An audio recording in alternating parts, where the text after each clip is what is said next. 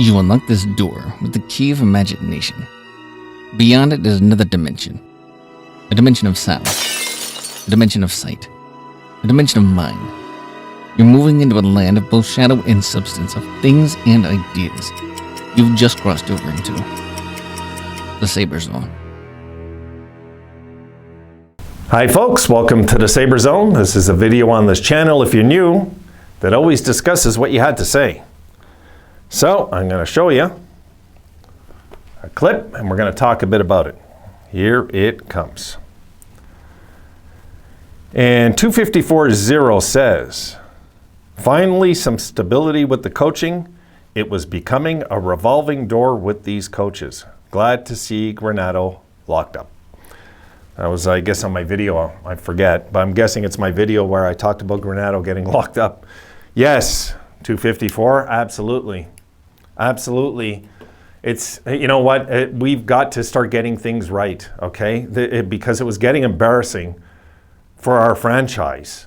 Humiliating how it looked. It looked like we could do nothing right once upon a time, remember? I mean, you know, we get a coach, fire him. Get a GM, fire him. Like it was, you know, like, and now it looks like we found our dynamic duo, if you want to call it that. It looks like we found it. It looks like stability is here. Finally, we got the right combo, you know?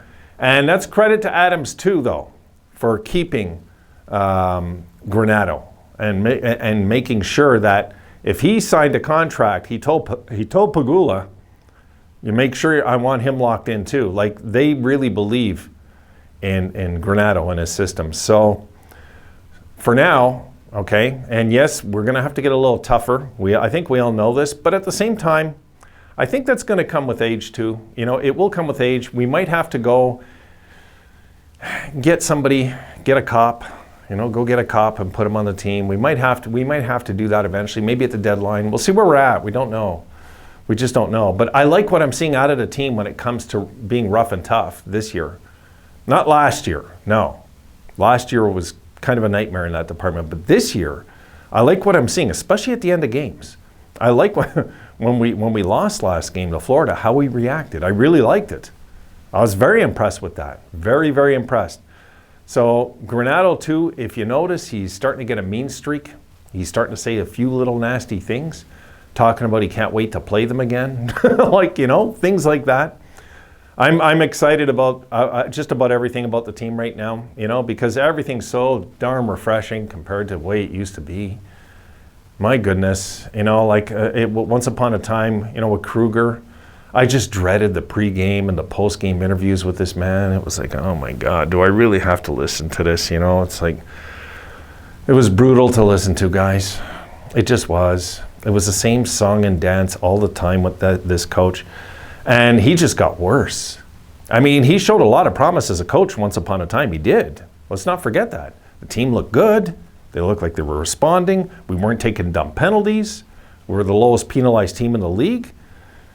You know, we were drawing penalties. We were doing things right. But then it just seemed like once the team started to lose, he couldn't get a grasp on it. Whereas I find this coach, Granato, finds ways to get a grasp when we're losing. He finds a way. This is why, guys, let's see how we come out next game against Edmonton.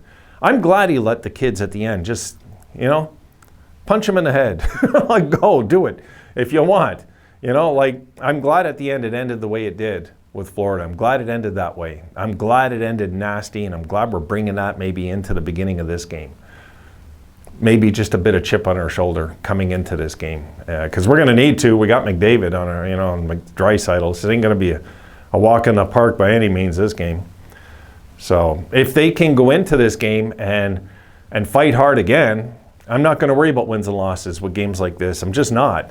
Edmonton's supposed to win this game, guys. Calgary's supposed to win this game. Maybe we can beat Vancouver. Maybe we can beat Seattle or other West teams. But when it comes to these kind of teams, Calgary, Edmonton, they're supposed to win. They're supposed to win. They've got the guys maxed out. They've got these big contracts that we don't have. I mean, they're on their home ice. They're supposed to win. So there's really no pressure for the Sabres going into these games. There really isn't. There is for us as fans because we want to see them win. We want to see them get off strong. We want to see them get off on a good start this year and maybe carry it through the rest of the season. I feel that, I do. So far, we haven't been under 500 so far, you know? So let's hope that we can go into Edmonton and make some noise and pull an upset there, because that's what it would be if we win. We'd have to pull an upset. My buddy, who I was at his house yesterday, guys, this is why there was no videos. For the record, yesterday there was no videos because I was putting together a crib with my friend Abe. I don't even know if Abe's going to watch this video. I told him I'm going to talk about it. And we were putting together a crib, so here I am, like, there till, I don't know, like midnight, or 11 o'clock last night, making a crib. So my friend's having a baby next month, and we had to get this ready. And then we had the back of it. I had it on backwards, so we had to figure it out to get it the right way. Well, not backwards, but it was like we had the wrong side on the wrong side anyway. By the time it was all said and done, by the time I got home, guys, I was ready just to flake out, and it was too late to get up and do this, what I'm doing right now. So, hey, you know, it's if I don't have time for a little baby in this life, I shouldn't be here, right? So that had to be done last night. I'm absolutely ready for this West trip, guys. Don't ask me how, but I think I am in here. I am. I'm ready for this West trip. I'm ready for a surprise, maybe. A surprise trip, I'm hoping. 2-1-1, that's what I called early, right? 2-1-1. So if we can go 2-1-1 on this trip, pretty good, right? If, that's a big if, you know? So if we can get, that means we got to lose, we got to win the bottom half of this trip. We got to win those games for sure. And the first half of it, we got to get a point in one of the two games. Now, if we can get a win in Edmonton, we're off to a great start right away in this trip, because we got basically, in my opinion, the hardest game off the schedule, which is going to be Edmonton, not Calgary. Edmonton's going to be the tougher opponent, I believe. Calgary's still a good team, don't get me wrong, but you know, if you ask me who I'd rather play in a best of 7, give me Calgary any day over Edmonton. I don't want to have to play McDavid every night, no thanks. So if we can go in there and it's funny, because my buddy, why I brought him up, he's an Oilers fan. And I told him, we're going to beat you next game. You know, he just looked at me and goes, that's not happening, Wayne. It's not happening. So if it happens, we're going to have a little fun at Abe's expense in the notes, okay? I'll remind you on game day, maybe, if I think of it, but remember that one. I definitely want to see our guys beat this team if we can. You know, it would be, I just love it, because I know he won't answer the phone if this happens, or he'll just be cursing and swearing. You know, I'm trying to encourage him actually to start a channel for the Oilers, because the Oilers could use one. They need one. I know they have one or two, but they need another one. They just need another one out there. So it would be good if he would start one. So I guess that's it, guys. That's it for this topic. I'm happy, yes, 254, that we have stability in our coaching staff. It's about time, you know, that we start getting these things right. You know, and it's funny how we all that time we had our GM inside our organization. All that time we had our coach inside our organization. We just had the other guys doing the job instead of these two who should have been doing the job, you know?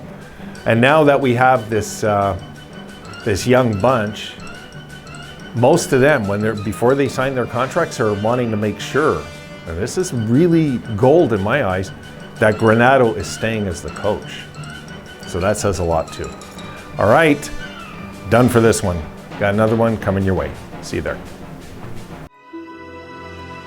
Be sure to like, subscribe, and hit the notification bell to ensure Dimension access.